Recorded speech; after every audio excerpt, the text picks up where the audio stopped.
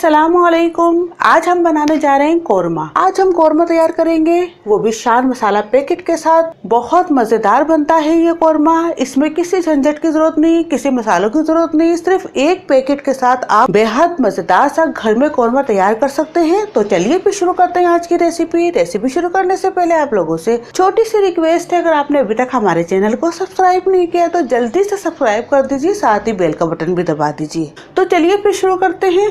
बिस्मिल्लाहिर्रहमानिर्रहीम।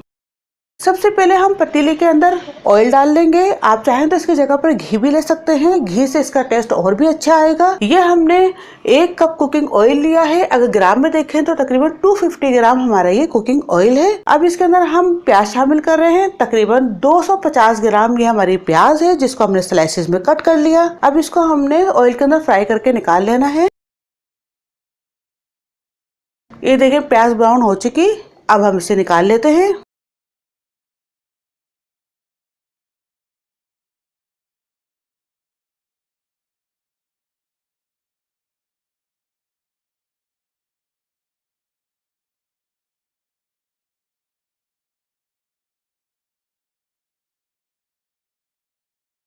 अब इसी ऑयल के अंदर हम 1 किलो गोश्त शामिल कर रहे हैं। ये हमने बीफ का गोश्त लिया है। आप चाहे तो इसकी जगह पर मटन या चिकन भी ले सकते हैं, सेम तरीका यही रहेगा।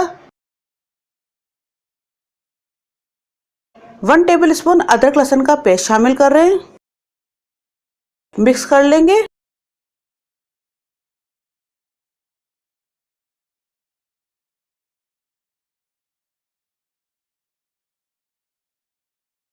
अब इसके अंदर 250 ग्राम दही शामिल कर रहे हैं, इससे ग्रेवी बहुत अच्छी बनेगी।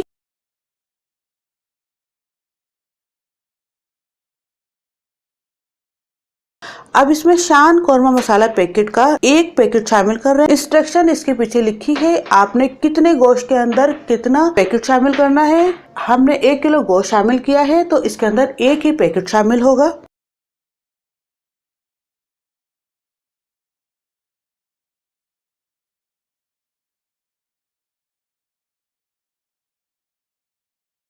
अब इसको हम मिक्स कर लेंगे।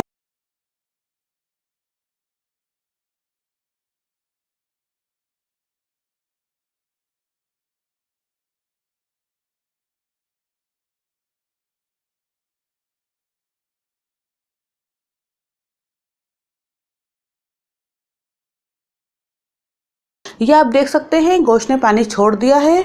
इसी पानी के अंदर हमने गोश्त को गलाना है। अगर आप चाहें तो इसमें पानी शामिल करके इसको गलने के लिए रख सकते हैं, लेकिन मैं इस तरीके से नहीं पकाती। मैं भाप के अंदर ही गोश्त को पकाती हूँ, इससे टेस्ट बहुत अच्छा आएगा। खास तौर पे जब आप कोरमा बनाएं तो उसको बिल्कुल हल्की आंच के ऊपर ढक के रख दें। उसी भाप के अंदर कोरमे को तैयार कीजिए, बहुत अच्छा आपको कोरमा बनाएगा। अब हम फ्लेम को 0 पे कर देंगे और ढक कर इसको इसी तरीके से पकने के लिए छोड़ देंगे। और बीच बीच में आप चेक करते रहिएगा कि आपका गोश्त गला या नहीं।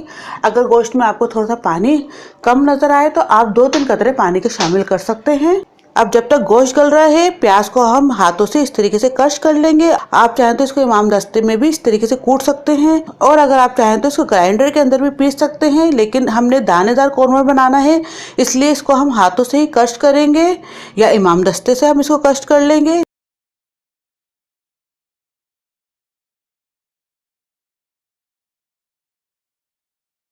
अब इसके अंदर हम 1 टीस्पून जायफल जवित्री पाउडर शामिल कर रहे हैं, मिक्स कर लेंगे। अब ये तैयार है। इसको हम लास्ट के अंदर जब कोरमा तैयार हो जाएगा तो हम बाद में ऐड करेंगे। अब हम गोश्त देख लेते हैं। तकरीबन 40 मिनट हो गए हैं गोश्त को रखे हुए। हमने हल्के आंच पे रख दिया था।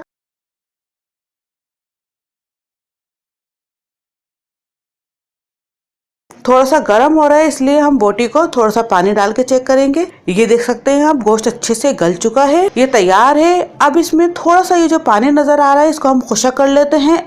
अब हम इसकी थोड़ी सी भुनाई कर लेते हैं, क्योंकि हमने अभी तक इसकी भुनाई नहीं की।